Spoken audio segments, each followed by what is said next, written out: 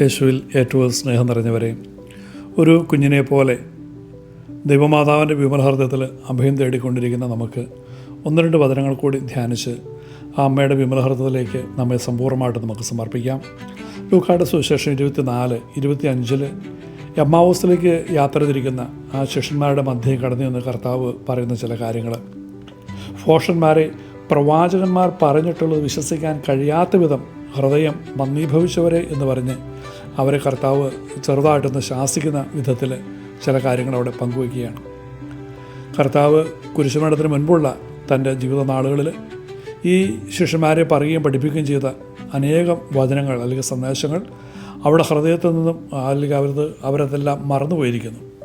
അപ്പോൾ ഈ ഒരു അവസ്ഥയാണ് കർത്താവ് ഹൃദയം മന്ദീഭവിച്ച അവസ്ഥ എന്ന് പറഞ്ഞ് അവരോട് കർത്താവ് സംസാരിക്കുന്നത്. പിന്നീട് നമുക്ക് കാണാൻ കഴിയും, ആ ശിഷ്യരുടെയും അല്ലെങ്കിൽ മറ്റു ശിഷ്യന്മാരുടെ എല്ലാം ഹൃദയങ്ങളെ തുറന്നു കൊടുത്ത് അല്ലെങ്കിൽ യേശുവിൻ്റെ വാക്കുകൾ വചനം ഗ്രഹിക്കാൻ തക്കവിധം ദൈവം തന്നെ അവരുടെ മനസ്സുകളെ തുറന്നു കൊടുക്കുകയാണ്. നമുക്ക് ഈ ദിവസങ്ങളിൽ ആഗ്രഹിക്കുകയും പ്രാർത്ഥിക്കുകയും ചെയ്യേണ്ട വലിയൊരു കാര്യമാണ് ദൈവം നമ്മുടെ പക്കലേക്ക് അയച്ചുകൊണ്ടിരിക്കുന്ന വചനം അവ വിശ്വസിക്കാനും പ്രാവർത്തികമാക്കുവാനുള്ള വലിയൊരു അനുഗ്രഹം നാം ചോദിക്കേണ്ടിയിരിക്കുന്നു. നമുക്കറിയാം, പുരോഹിതനായ സഖറിയായുടെ ജീവിതത്തിലേക്ക് പിതാവ് അയച്ച വചനം അല്ലെങ്കിൽ കടന്നു വന്ന ദൂതൻ്റെ വാക്കുകളെ പെട്ടെന്ന് അവിശ്വസിച്ച ആ വ്യക്തിയുടെ ജീവിതത്തിൽ നാവുകൾ കെട്ടപ്പെട്ട ഒരു ചെറിയ സഹന അനുഭവം ഏതാനും നാളുകളിലേക്ക് ദൈവം അനുവദിച്ചു കൊടുക്കുകയുണ്ടായി. നമ്മൾ ഈ ദൈവത്തിലേക്ക് നമ്മുടെ ഹൃദയങ്ങളെ ഉയർത്തി തീവ്രമായിട്ട് നമ്മൾ ആഗ്രഹിച്ച് പ്രാർത്ഥിക്കേണ്ടുന്നൊരു കാര്യം, കർത്താവെ, ദൈവവചനം അതിൻ്റേതായ അർത്ഥത്തിൽ ഗ്രഹിക്കാനും അതനുസരിച്ച് പ്രവർത്തിക്കാനൊക്കെ ഉള്ള ഒരു ഉന്നതമായ പരിശുദ്ധാത്മ അഭിഷേകത്തിലേക്ക് ഞങ്ങളെ വളർത്തണമേ എന്ന് നമുക്ക് പ്രാർത്ഥിക്കാം. പരസ്പരം നമുക്ക് പ്രാർത്ഥിക്കാം. ലൂക്കായുടെ സുവിശേഷം 7:50 നമുക്ക് കാണാൻ കഴിയും.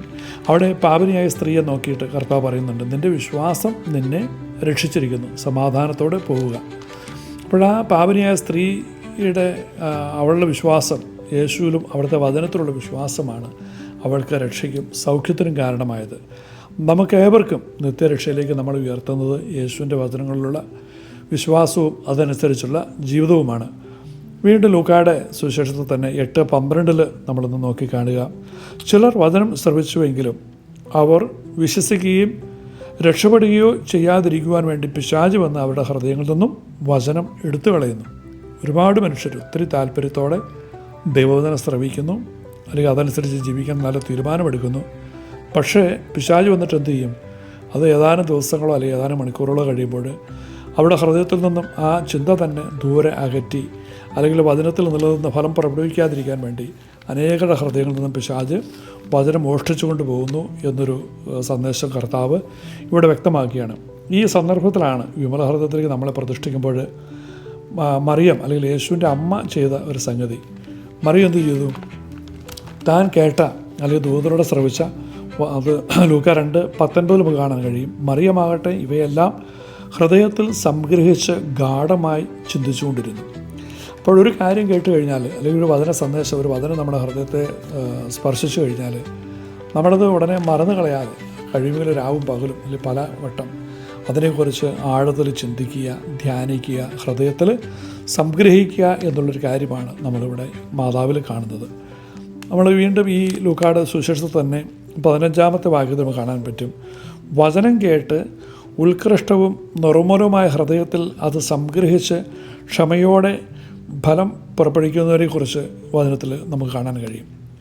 ഈ മറിയത്തിൻ്റെ ജീവിതത്തിൽ സംഭവിച്ചതാണ്. മറിയത്തിൻ്റെ നല്ല ഹൃദയത്തിൽ വീണ ആ വചനം അത് കേട്ട് ഉത്കൃഷ്ടവും നിർമ്മലവുമായ ഹൃദയത്തിൽ അത് സംഗ്രഹിച്ച മറിയത്തിൽ നിന്നുമാണ് 10-ാം മാസം യേശു ശരീരത്തോടെ അല്ലെങ്കിൽ ഒരു മനുഷ്യാവതാരം എടുക്കുന്നത്.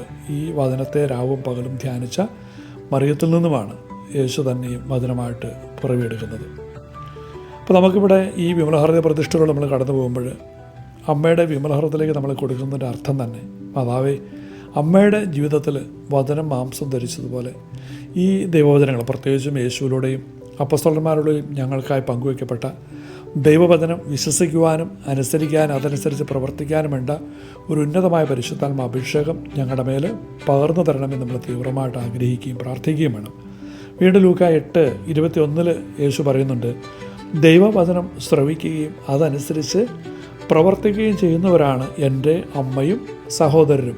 നമ്മൾ മറിയത്തിൻ്റെ ജീവിതത്തെ നോക്കി കാണുമ്പോൾ ദൂതനിലൂടെ വചനം കേട്ട നാൾ മുതൽ തൻ്റെ മരണം അവസാനം വരെയും പിതാവിൻ്റെ വചനത്തോട് 100% വിശ്വസ്ത പുലർത്തിക്കൊണ്ട് പിതാവിന് ഇഷ്ടം നിറവേറ്റിയവളാണ് കന്യാമാതാവ്. നമ്മൾ ഈ വിമലഹൃദയ പ്രതിഷ്ഠ കൊണ്ട് ഉദ്ദേശിക്കുന്നതും ആഗ്രഹിക്കുന്നതും ഇതൊക്കെ തന്നെയാണ്. ഈ ദൈവത്തിൻ്റെ വചനം ശ്രവിച്ച് അതനുസരിച്ച് പ്രവർത്തിച്ച് അവസാനം നിത്യസമ്മാനത്തിനായി ഉയർത്തപ്പെടുക എന്നുള്ള ആ ഒരു വലിയൊരു സൗഭാഗ്യം. ഇവിടെ യേശു ചെയ്യുന്ന മറ്റൊരു കാര്യം ഇതാണ്.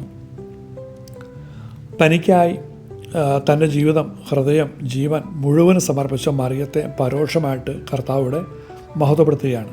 അപ്പോൾ ഈ വചനം കേട്ട് അത് വിശ്വസിച്ച് അനുസരിച്ചവരാണ് എൻ്റെ അമ്മ അല്ലെങ്കിൽ എൻ്റെ സഹോദരൻ എന്ന് പറയുമ്പോൾ നാം എല്ലാവരെയും മറിയത്തിൻ്റെ ആ ഒരു ഉന്നതമായ പദവിയിലേക്ക്, അല്ലെങ്കിൽ സ്വർഗത്തിൽ യേശുനാഥൻ്റെ സഹോദരനോ പ്രിയപ്പെട്ട അമ്മയോ അല്ലെങ്കിൽ ഏറ്റവും പ്രിയപ്പെട്ട അല്ലെങ്കിൽ രക്തബന്ധത്തിലുള്ളവരെ പോലെ അത്രയേറെ ഒരു ആത്മീയ അടുപ്പത്തിലേക്കാണ് കർത്താവ് നമ്മളെ ക്ഷണിക്കുന്നത്. അപ്പോൾ ഇതാണ് പിശാച് ഭയപ്പെടുന്നത്.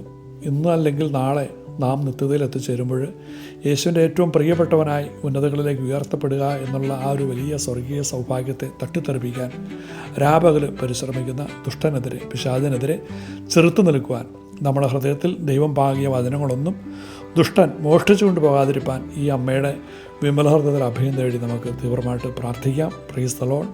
ഹല്ലേലൂയ.